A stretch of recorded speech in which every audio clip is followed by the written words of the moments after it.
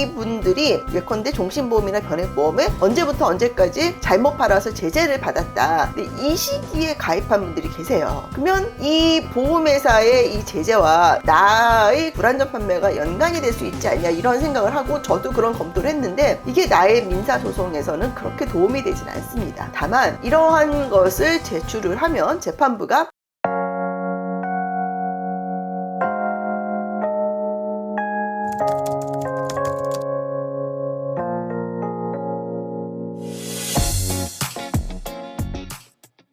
안녕하세요, 최현 변호사입니다. 보험은 항상 불안전 판매가 가장 핫한 이슈이죠. 그리고 소비자 입장에서도 거액의 보험료를 납부했는데 내가 생각했던 거와 전혀 다른 보장이다, 그리고 손해가 많이 나는 경우에 불안전 판매 이슈를 제기를 합니다. 그런데 이 불안전 판매 이슈는 보험회사 입장에서도 이게 좀 많이 까다로운 이슈이기도 하고 소비자 입장에서도 막상 구제받는 게 그렇게 쉽진 않습니다. 그렇기 때문에 금융감독당국에서는 정기적으로 또는 수시로 보험회사나 GA를 대상으로 불안전 판매에 대한 검사나 점검 같은 걸 합니다. 그리고 결과를 정기적으로 이제 공표를 하죠. 저는 이제 그런 결과가 뭐 어떻게 나왔는지도 주기적으로 살펴보는데요. 최근에 대형 보험회사들에 대한 불안전 판매에 대해서 검사를 한 결과를 발표했습니다. 한번 그 내용을 살펴보겠습니다. 먼저 A 보험회사인데요. 이거 사실은 공개된 자료입니다만 그래도 이제 익명 처리를 했습니다. 그래서 A 보험회사는 가진금이 2억 8천, 과태료가 1억입니다. 어떤 내용인지 한번 보겠습니다. 보험회사는 보험계약 체결 시부터 보험금 지급 시까지 주요 과정을 보험계약자에게 설명해야 되고, 또 보험계약 체결 단계에서 보험계약의 청약 시 보험약관을 교부받고 보험계약의 중요사항을 설명받아야 한다는 이 사실이 있고 이걸 이행을 해야 됩니다. 그런데도 이걸 안 했다는 거죠. 그래서 이 회사는 2016년 12월 20일부터 2021년 3월 30일 기간 중에 종신보험 250건의 보험계약을 체결하면서 설명 의무 이행이 필요한 보험계약자 연락처에 대한 관리감독을 소홀히 함으로써 이런 보험계약 체결 단계에서 정한 중요사항을 보험계약자에게 설명하지 아니한 사실이 있다. 이런 거로 제재를 받은 겁니다. 또 이제 추가로 있는데요. 이 부분은 그냥 간략히 넘어갔습니다. 보험금을 사실상 제대로 지급하지 않았다. 이런 부분에 대해서도 또 제재를 받았고요.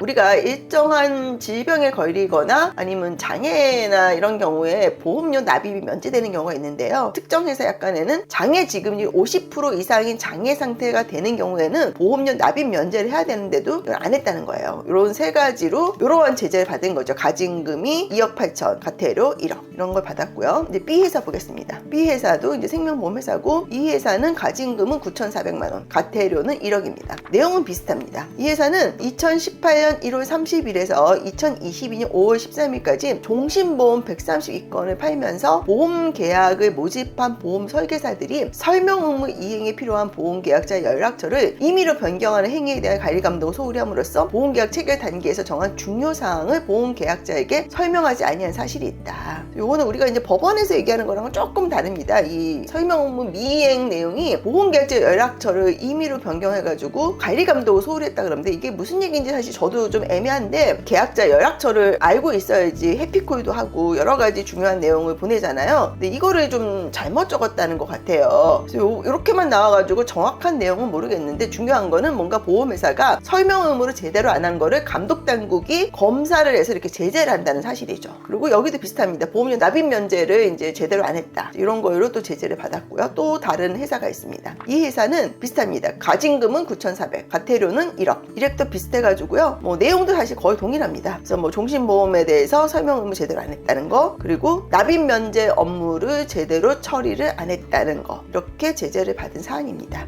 네, 이렇게 이제 최근에 보험회사가 종신보험, 변액보험 팔면서 설명 의무를 제대로 안 했고 보험금 지급에 대한 적정성이 없었다. 또 납입 면제 업무를 제대로 안 했다는 사유로 이렇게 제재를 받은 사례를 제가 소개를 해드렸습니다. 근데 제가 이제 이런 생각을 해요. 이분들이 예컨대 종신보험이나 변액보험을 언제부터 언제까지 잘못 팔아서 제재를 받았다. 근데 이 시기에 가입한 분들이 계세요. 그러면 이 보험회사의 이 제재와 나의 불안전 판매 판매가 연관이 될 수 있지 않냐 이런 생각을 하고 저도 그런 검토를 했는데 금감원 제재는 딱 이렇게만 나와요. 무슨 보험이다, 누구에 대해서 잘못 팔았다, 이런 내용이 안 나와요. 그렇기 때문에 막상 보험회사가 이렇게 행정적으로 제재를 받아도 이게 나의 민사소송에서는 그렇게 도움이 되진 않습니다. 다만 이러한 것을 제출을 하면 재판부가 이 보험회사는 이런 식으로 변액보험이나 종신보험의 불안전 판매가 수시로 있었던 회사구나, 이런 배경 지식을 갖게 되는 효과 정도가 있는 것 같습니다. 그래서 이제 이런 사안들을 제가 설명을 드렸고요. 이 불안전 판매는 판매하는 사람이든 계약자든 이게 서로 힘들어요. 계약자로서는 당연히 내가 돈을 이렇게 많이 냈는데도 내가 생각한 보장이 아니고 나는 설명도 못 들었는데 뭐 사업비가 많이 뛰어간다든지 등등 여러 가지로 또 불안전 판매 이슈를 호소하고, 반면 또 판매자 입장에서는 이거를 본인은 다 설명을 했는데 뭔가 저렇게 이제 나중에 계약자가 난 설명 못 들었다 이렇게 얘기하고 소송이 들어와서 증인신문도 해야 되고, 증인신문에 이제 증인으로 소환이 되는 거죠. 여러 가지로 좀 불편한 일들이 많습니다. 그래서 서로 계약을 할 때 설계사나 뭐 이런 보험회사 측은 잘 설명을 해야 되고, 계약자도 본인이 서명하는 거에 대해서 꼼꼼히 살펴보셔야 될 것 같습니다. 그래서 오늘은 최근에 2024년에 금융감독원에서 제재를 받은 보험회사 불안전 판매의 제재 사례를 제가 설명을 해드렸습니다. 상담이나 사건 수임을 원하시는 분은 카카오 채널 보험 전문 변호사, 그리고 위에 있는 연락처로 전화를 주시기 바랍니다. 감사합니다.